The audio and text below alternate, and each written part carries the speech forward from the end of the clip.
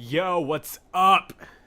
My name is Jay Dennis, and Trivium is one of my favorite bands. Yeah, that's right. I have favorite bands outside of the new metal genre. I've been listening to them for more than 10 years now, since my sophomore year in high school, when my dumbass stepdad tried to not allow me to listen to them because they were too heavy with the "Yeah, break time the blast unload." And it's like, GFYS, son, because I still listen to them behind your back. When the Crusade came out, I realized they weren't as heavy with all the singing, so I listened to it, and then eventually, yeah, let me go to a concert where they were one of the opening bands. That was the Family Values Tour of 2007. Yeah. So, without further ado, I would like to rank these 8 albums from worst to best. And I think part of the reason why this video and this non-scripted clip have took me forever to do is because I've been wrestling. I've been wrestling on how to rank these thrashy metalcore melodic death metal albums. Like, it's tough, and there are albums that they put out like Vengeance Falls and Sounds in the Snow where they initially gave me weak first impressions, so I kind of just wrote them off. But I went back, I re-listened to all of them several times, and I'm pretty confident I've come up with a solid ranking. I love every Trivium album. I love how they've evolved. I loved how they've experimented, and how, for the most part, basically the Trivium, the tri of the band, Corey, Matt, and Paulo, the guitarists, vocalist, and bassist. And God, they've gone through so many drummers. It's amazing how much they've matured, refined their sound, and I think my insights and both my objective analysis and then these are my personal opinions, which they don't have any control of because they can't read my mind. My analysis of these 8 albums are going to involve objective analysis from a musician's point of view, and then also emotional perspective, which is mostly my own opinion. So, before I start this rank, I just want to say I love every Trivium album, okay? So, if my ranking looks different than yours, I'm sorry, but I'm not. I would love to hear your rankings. Leave them in the comments. Let's go. From worst to best, starting at the number 8 spot, we have Ember to Inferno. Oh my god! I took the first album. All the people out there that love bands' first albums that are raw. Parts of it sound like they were written by a young teenager with a lot of angst, because it was. Matt Heafy, the lead vocalist slash guitar lead, rhythm lead guitarist, whatever. He does both. He clearly possessed a lot of vocal and guitar talent from a young age. I think they released the first demo at 13, and then this album came out in 2003, probably around the time he was 16 or 17, I guess. He had a lot of talent from a young age, and they hit the ground running with that release. This was either the second or the third album I heard from them, and while some of the tracks kind of sound like generic metalcore with the with like a thrashy edge, it was still relatively groundbreaking for 2003, and it was a great prequel of what was to come. My favorite tracks off that album, or at least back when I listened to it in 2008, 2009, When All Light Dies, and the outro track were very sentimental and memorable for me. Just like that epic, I'm not going to sing it, but those are special tracks to me. But having a re-listen of these albums, songs like To Burn the Eye and crap, what was the other one? There was another one that I really ended up liking. Sometimes when you listen to a new album after not hearing it for years, you realize, oh, I kind of missed a gem there. I was not prepared for this. Was it My Hatred? Was it My Hatred? No. To Burn the Eye. Yeah, I already said that. Yeah, we'll just go with that. So, I put Ember to Inferno at the bottom. Like the album, but overall I give it an 8 out of 10. It was kind of an immature album, but it was a great idea to show what was to come. Next up, we got Vengeance Falls.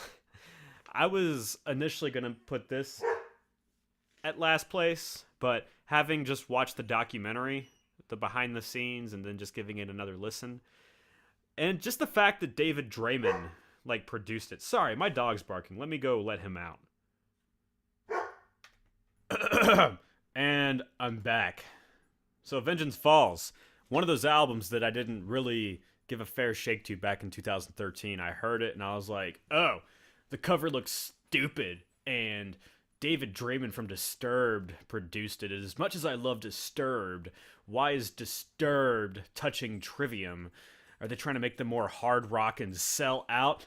Bitch, I was wrong. From the first track, there's plenty of screaming on it, and throughout the album, it does have a different sounding vibe to it, but Draymond really pushed Matt to do the best vocals he could. And while this album sits towards the bottom of my rank, it was certainly underrated, and probably one of those albums people were like, oh, Trivium, ugh, they got all soft and pussy, when there's actually quite a bit of heaviness going on just from the beginning. So, again, just from looking at the cover and hearing the Disturbed's David Draymond, their vocalist, produced it, I was under the impression that they would have sold out to Radio Rock.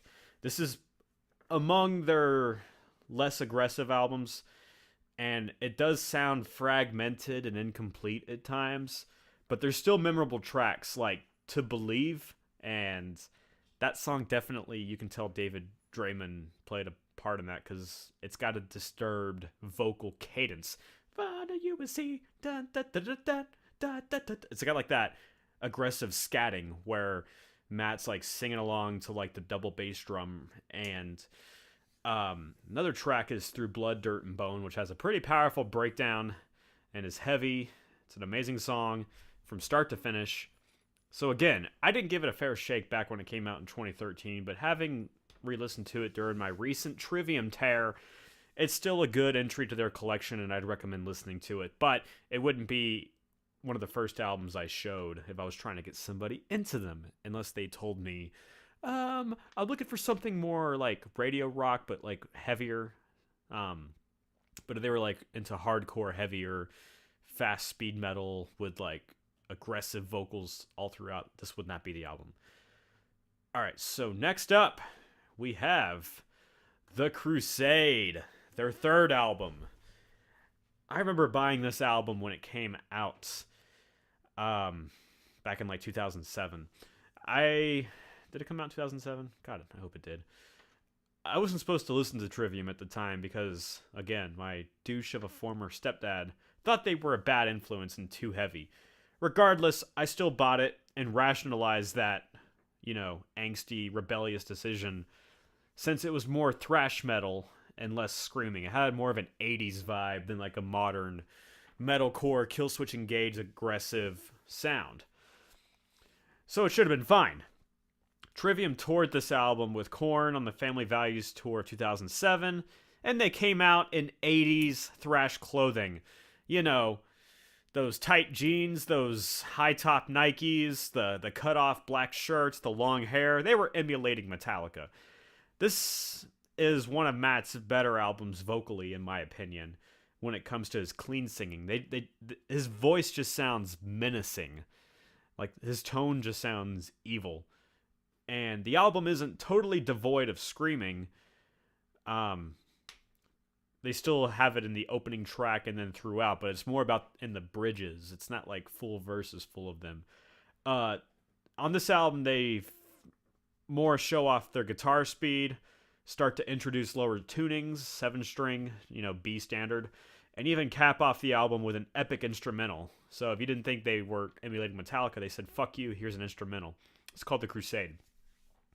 While many would say this would be the start of their descent, I think it was an important album that was consistent and memorable. Best tracks are Becoming the Dragon to the Rats. And the singles, you know, Anthem, We Are the Fire, and Entrance of the Conflagration are pretty damn good as well. I put this like third from last just because it's not a very consistent album. It kind of has more low points. You know, songs like Sadness Will Sear, Unrepentant, The Rising, Rising the Tides. No, Raise the Floods. Fuck. That's Ignition. Yeah. Non-memorable tracks. But I gave this album an 8.5 out of 10. So, this is another part of the ranking where I started to struggle. Yeah, this is a part of the ranking where I started to struggle. I was like, number 4 and 5, or whatever, 5 and 4, whichever order you want to look at it. I couldn't decide which one of these I liked more because they're both pretty sentimental for me.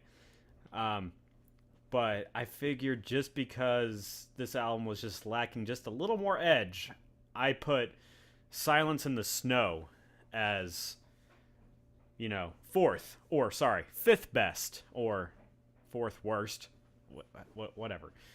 It's number 5 on fifth best. Did you fucking comprehend that? Did I have to explain it 8 times? Hey, Hercules, it's fine. Just relax. Again, another album, much like Vengeance Falls, where when it came out, I was mostly listening to it in the background and not really giving it a fair shake. I was playing Batman Arkham Origins and listening to it, but it didn't really pay attention. And then I re-listened to it last fall because it was the album that came out before The Sin and the Sentence, and I was like, oh, this is a predominantly clean vocal album, which is 100% analog. They went for very vintage style sonicality with this album. So I was impressed by the music videos, the abstract themes, the again, the raw analog tones and just approach they were going for in the studio. And it made for a very great soundtrack to my winter. I enjoyed snow out west for the first time living here. So Silence in the Snow was a great soundtrack for me as I was enjoying Silence in the Snow. Because you haven't heard much from me because I've been silent. Except for on Twitter, which I deleted off my phone. Anyway, Silence in the Snow. My initial impression of this album and its radio single, Until the World Goes Cold, is pretty shallow. I listened to it in the background, again, while playing Batman Arkham Origins, but it wasn't until recently that the beauty of this album hit me like a ton of brick! It feels like a winter album, and it seems like they explore a more melodic metal side. This album is still brutal, though, and Matt does some interesting new vocal styles in the clean range, while introducing even lower guitar tunings. That's right, bitch. They brought out drop G sharp. They got djenty up in here. Yeah, and of course, when I hear G sharp, I don't just automatically default to the djent stereotype. You know, Love and Death. You know, Brian Head Welch's side project from Korn is in G sharp. Architects, like, you don't have to be djent to be heavy with G sharp. I mean, fuck. I'd love to utilize G sharp even in my own music. The guitar melodies and solos are especially memorable on this album. And, oh god, especially during winter, oof, when I listen to System of a Down a lot, the track Breathe in the Flames, which on the standard edition is the last track. Amazing, powerful closing track. One of the most powerful choruses I've ever heard. That harmony section, it sounds like fucking Serge Tankian from System of a Down. It's like, it's epic. I feel like I'm listening to Hypnotize. So yeah, Corey crushes it on the guitar harmonies and melodies, and then Matt crushes it on the vocal melodies and harmonies. Some songs are kind of weak and shallow, like, you know, Pull Me From the Void, or, oh god, why did I do this? Why did I put my phone away? I mean, for the most part, it's a very solid album. Like, songs like Blind Leading the Blind are really heavy, even though there's no screaming. What was it?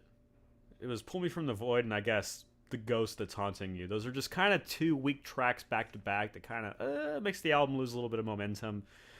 But if I could talk about the special edition, songs like Cease All Your Fire and Darkness of My Mind are amazing extensions of the heavy epicness that Breathe in the Flames does. And then the second to last track, or first to last, Beneath the Sun, is just like, it's got that powerful bass undertone, which you also hear in Dead and Gone, G sharp. Gotta love that G sharp. So yeah, Silence in the Snow, I gave a 9 out of 10, I think, or 8.5. Yeah, 8.5. Very sentimental album for me, which makes me move on to the next album, the one that I grappled with where to put it, Shogun. That is the only... Did you hear him? Yeah? You're not getting enough attention over there? I love my dog. Shogun is easily the most sentimental album for me. It came out my senior year of high school. Currently, it's the only hard copy album that I own.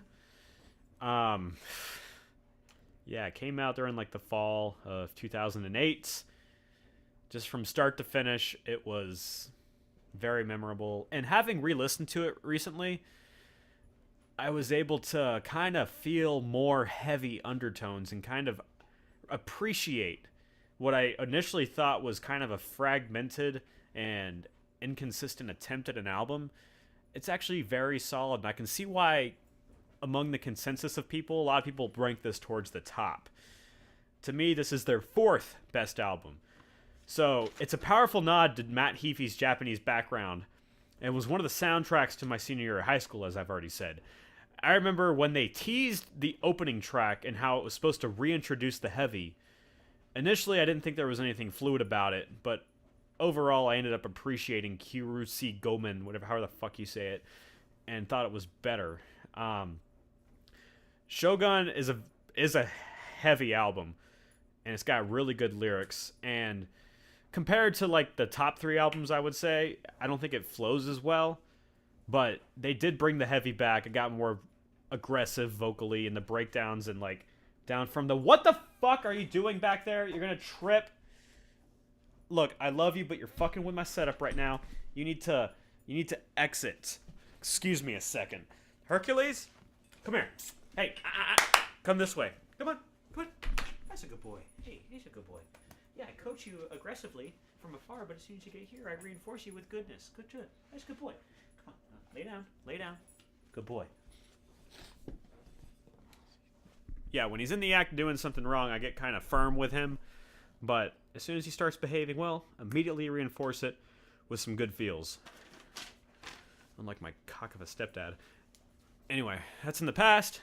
It's another theme. We'll talk about that later.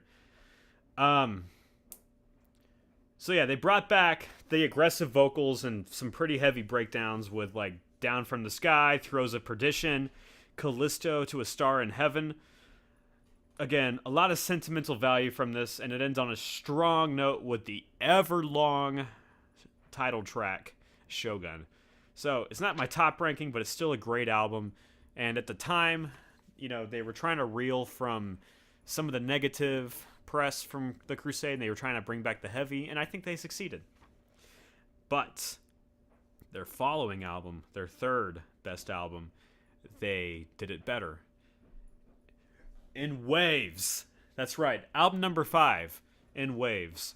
At the time, back in 2011, I was like convinced that was their best album. I was back when Trivium only had 5 albums. I was like, it's either this or Ascendancy, man. Teaser. So, again, back in the day, I had referred to In Waves, their 5th album, as Ascendancy Part 2. And I still, for the most part, feel that way about it. It has that haunting intro that leads into a powerful opening track.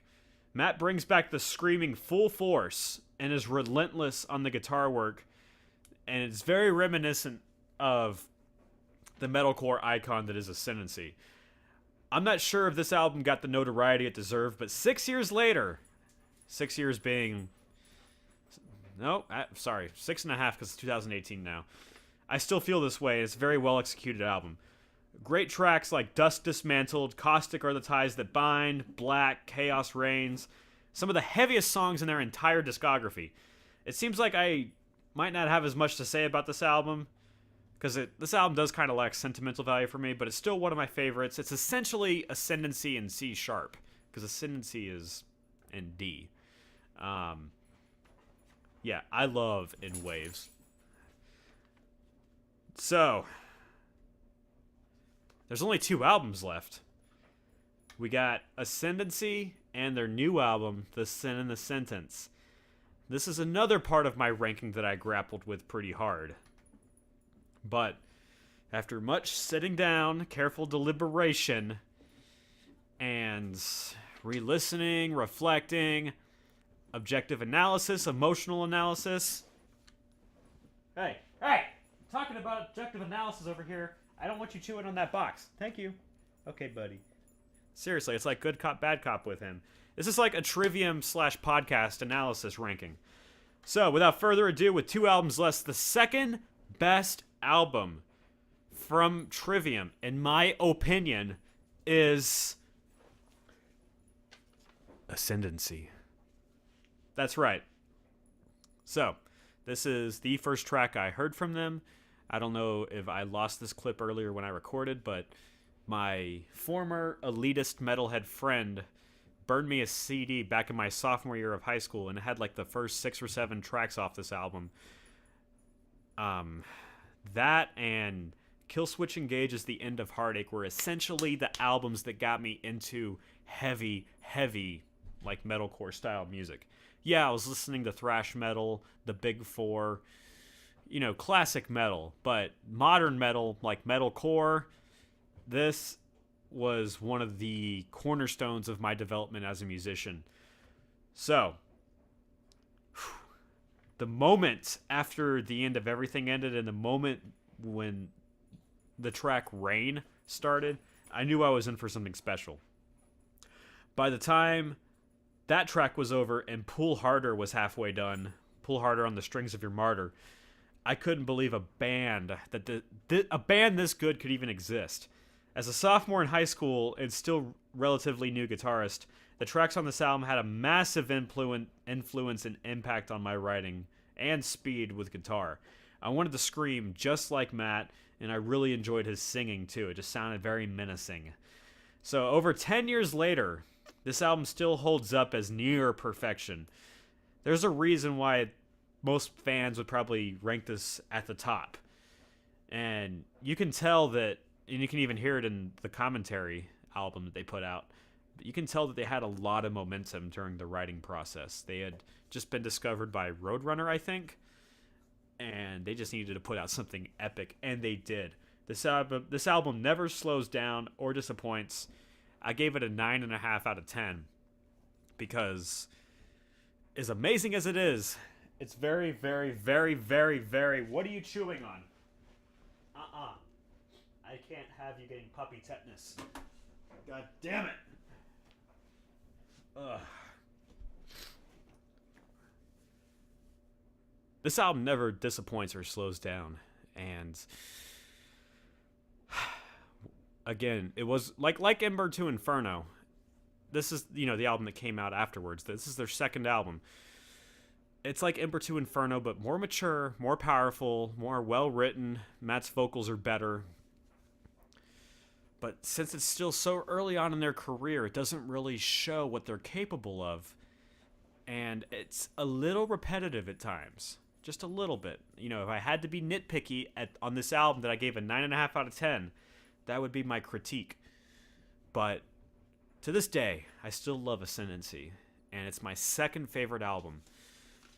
Which leaves us to number 1. The album that inspired me to get back into Trivium and to make me fully realize that outside of the nu metal genre, they are easily one of my favorite bands. They've been one of my favorite bands since I was 15 years old. And it didn't even require any kind of defiance of my prick of a stepdad. It was just pure love of what this band had to offer, their work ethic, their evolution, their just how honest they are and how amazing they are as musicians. I feel like they hit, after 7 albums, on album number 8, they finally, I can't say they peaked. Who knows what they have in the future. But I think they have done something as special as they did with Ascendancy as they have done with The Sin and The Sentence. So, when I had found out that Trivium had dropped a new album in the fall of last year, I knew it was time to give them an immediate and honest listen. Like driving home from work, I was like, oh, what did I do? I think I saw... God damn it! Can you quit? That's enough. Am I even going to edit these parts out? Is this going to be like a podcast? Trivium talk about hybrid? Behind the scenes shit right here. So yeah, I think before I heard the album in its entirety, I'd seen the music video for The Sin and the Sentence. Hey, come here. Hercules, come here. Come here. Lay down. Hercules, lay down. Lay down. I'd seen the music video for The Sin and the Sentence, Thrown in the Fire.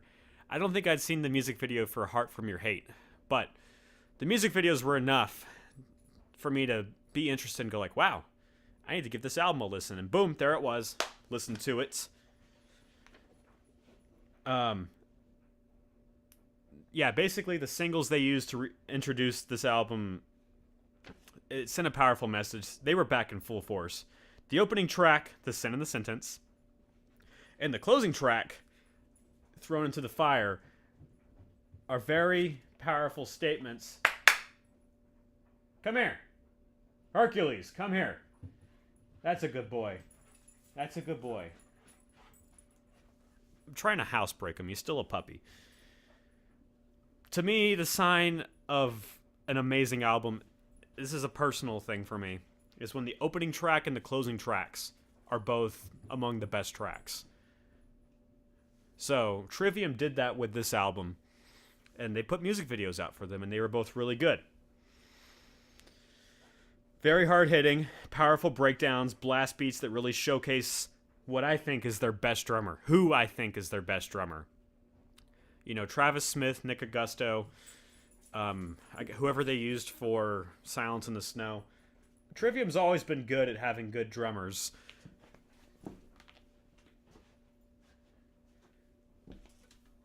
But a lot of people would agree that they struck gold by getting this guy, Alex Bento Bean? I don't know.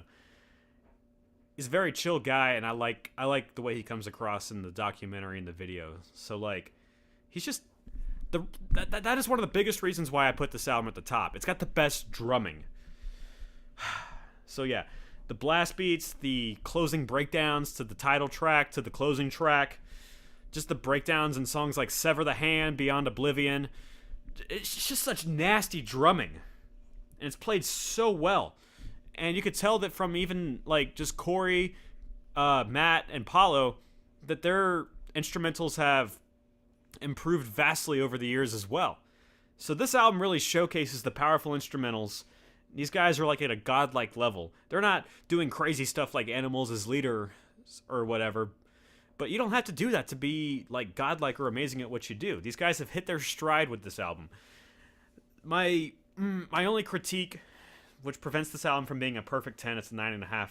My only complaint is that the longer tracks, like the Revonkist, and I don't want to say Sever the Hand or Betrayer. The longer tracks at times, not Sever the Hand, Betrayer and Revonkist, at times they're a little filler-ish. But the remaining parts of the songs are great. And then the other just full-out tracks, Wretchedness Inside, Endless Nights, Beyond Oblivion, Sever the Hand. One of my favorite Trivium songs I ever put out, Can We Make Sense? The Beauty and the Sorrow. Like, I love that track. So yeah, like, this album to me, it gives you the heaviness that people have been wanting since Ascendancy. There's a lot of screaming. Matt's vocal technique sounds far more mature. His singing is better. His screaming is more aggressive. And there's plenty of screaming Hey, come here. There's plenty of screaming in the album to satisfy the needs of old school Trivium fans, but the music has gotten more aggressive, the drumming has gotten better, and just you could tell that over the years that their songwriting and their style is it's matured, it's become more refined, and that's why I deem this album their best album. So, again, my name is Jay Dennis. I want to thank you for listening to me talk about Trivium for 30 minutes. This video came out a lot longer than I anticipated, but Trivium is one of my favorite bands. My lovely puppy kept distracting me, and I could edit those parts out, but you know what? I want you guys to know me, my life, just understand. He kept climbing up the stairs out of my basement and chewing on a piece of carpet that was loose. But I realized, oh yeah, I can close the door that leads to the stairs. So you live and you learn, you get a little better, and hopefully you have a solid soundtrack, like, you know, whatever genre you like, and then Trivium's 8 albums. So again, from worst to best, Ember to Inferno, Vengeance Falls, The Crusade, Silence in the Snow, Shogun, In Waves, Ascendancy, and their newest album, The Sin and the Sentence. Thank you guys for listening. If you want to get me up to 80 subscribers, that would be solid. I've been stuck at 79 for like 8 years. So if I get up to 80 subscribers, I will do an 80 subscriber special to thank you all for watching my 100 videos, in which half of them are podcasts. And with that, I'm going to go train my puppy and try to become a better person. So I'll talk to you soon.